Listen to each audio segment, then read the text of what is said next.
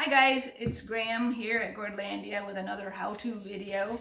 I'm going to be talking today about washing gourds. The difference between these two gourds, one has had a bath and one has not. And also one grew on the trellis and one did not. Probably you can tell. I want to show you this gourd that's had a bath.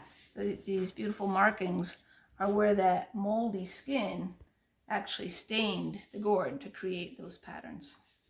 And then I add a stain and a wax before I turn the gourd into some bit of artwork, but that's for a different video. I want to just back up a moment and say, do you have to wash a gourd? No. If you really like the rustic look, this is a particularly beautiful unwashed gourd. It's been sitting on my shelf for years now. I just really like the way that moldy skin looked. But the skin of the gourd, if it's not washed off, it's going to be less stable. Like for your artwork might not stick to it well, or the skin might peel off and you know, along with your artwork. So if you want a nice stable surface to do some artwork on, I do recommend washing your gourds. So how do you wash a gourd? There's a lot of different ways, and I'm going to show you some of my favorite ways. First of all, it helps to soak the gourd first before you start washing it, to get the skin of the gourd loose, softened, so it'll just wash right off. There's several ways to do that. You can put it in a bucket with some other gourds, perhaps, and another bucket. Put some rocks in the bucket to weight it down, because they float, and stick a hose in there, and when the bucket is full of water, you just let them soak for not more than a day or two. They'll start to smell, but just at least a few hours. And then the skin will be soft and you can wash it off more easily. You can also put it in a black plastic bag with a wet towel wrapped around it. Some people do it that way. We have this fancy little gourd washing situation here, and so if I want to wash a lot of gourds, I fill the bin up and then I put a screen on top and I clamp that down, and then I fill it with water and let them soak for a day or two. So that's a good way if you're doing a whole bunch of gourds all at once. So you can also just leave the gourds out in the rain. That's another way to soak them, to pre-soak them. Or really the ones that have been left outside all winter will hardly need a bath. Some of that moldy skin will already have just come off naturally in the weather. When I'm going to be washing gourds and I haven't pre-soaked them, then I'll just wash a few at a time. I'll give each one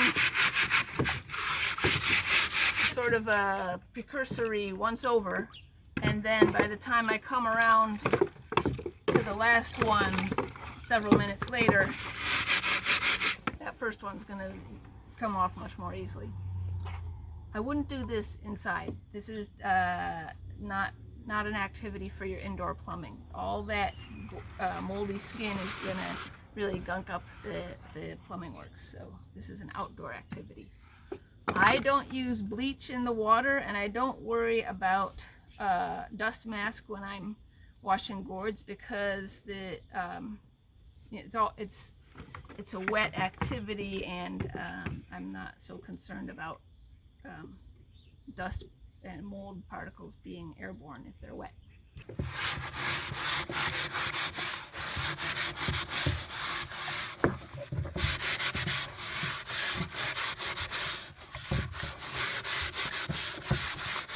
Using a stainless steel pot scrubber, I find this works much better than a plastic scrubber.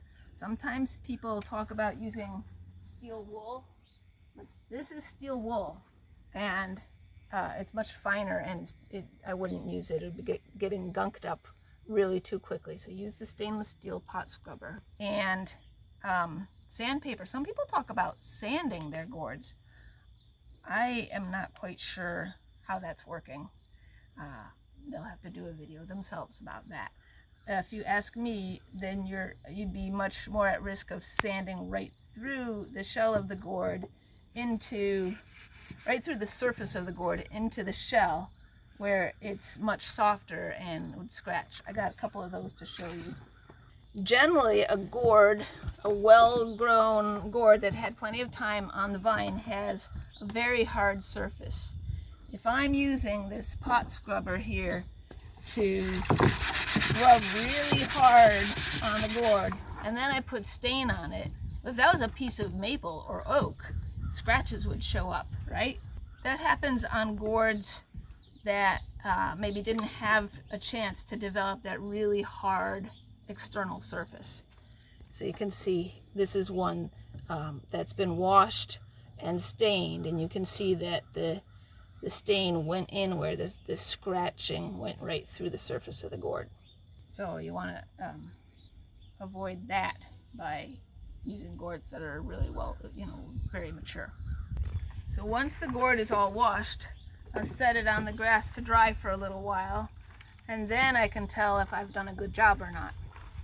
Can you see the little white patches here and there on this gourd right there? You might think, oh, no big deal, but when you go to stain the gourd, that's not going to look great. It's going to be a different color, or and then if you it's going to be less stable there, but mostly it just doesn't look as good. You want your artwork to look good, so do a good job. When you go back and wash it again, it's a little tricky because once you get it wet, you can't really see where those white spots were, so you have to just really pay attention. Sometimes you can actually feel them better than seeing them, or sometimes if you hold it in the light just so you'll be able to see it. So, but try to be thorough when you're washing your gourds. Occasionally, I find this more often in gourds that are really thick or that I've bought from somewhere else and they're not washed. Sometimes there's this really stubborn white waxy skin, and it doesn't come off easily, so I'll use a knife just like that. I'll scrape it kind of like this. If it's that white waxy stuff, especially sometimes you'll find that up by the stem, you might want to soak it a little bit longer. It does come off. It takes a little bit of scraping, but you'll get it. Some people bury their gourds in potting soil to wash them. Evidently, the enzymes in the potting soil will eat away at the skin of the gourd. So if you leave it in there in damp potting soil for a few days, I haven't done that with just regular gourds, but I've used it with the warties, because I do find it's very tricky to get inside, get in among the nooks and the crannies with this. It just doesn't work very well. So when I had a whole bunch of warties to wash one year, I would bury 2 or 3 of them in a bucket with potting soil, damp potting soil, and I'd leave it for a few days. Well, only a couple of days, because I did make the mistake one time of leaving them for several days and it wasn't pretty. So just leave them for a few days, and then you can take like a stiff brush and clean up. The skin will come right off. Warties are tricky in a lot of different ways in terms of sawing and staining and waxing, the whole thing. People who grow lots and lots of gourds will sometimes set up this very clever, like this, an animal trough, but bigger and rounder, with the power washers going, and they just leave the gourds circulating in there for a day and they come out clean that way. The big gourd growers do it that way. There's another way you can clean the little gourds. The Sonaris and the bananas and even those little sub-minis. Leah Reed from Blue Well Arts has a fun video of, she just dumps them into a wringer washer, an old-fashioned washing machine, and turns that on with the gourds in and leaves them for a while until they're clean.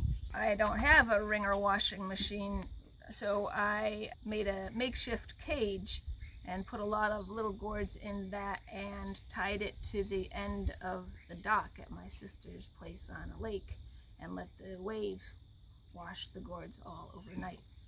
So that worked pretty well, and in general, washing gourds at my sister's place on the lake is one of my favorite ways to do it.